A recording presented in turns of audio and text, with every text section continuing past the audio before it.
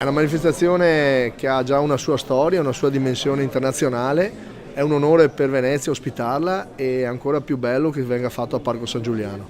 Per i prossimi 9 anni questa cosa crescerà sempre di più e sarà la prima data, sarà la data anche più emozionante come sempre le prime e per cui insomma invitiamo tutti i ragazzi e le famiglie a partecipare. Sono 3 giorni in cui uno può anche venire con la tenda e stare 3 giorni all'interno del parco molto grande, lo stiamo attrezzando perché sia difeso e gestito bene con costi accettabili e stiamo rendendolo al meglio con dei collegamenti con i parcheggi, con le linee pubbliche eccetera, perché possa essere una 3 giorni di festa per tutti i ragazzi.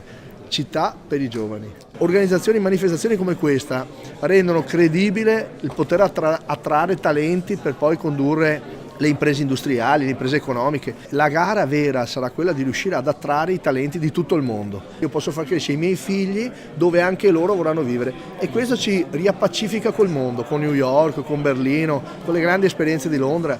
Questo dobbiamo fare, puntare ai giovani, tutto sui giovani.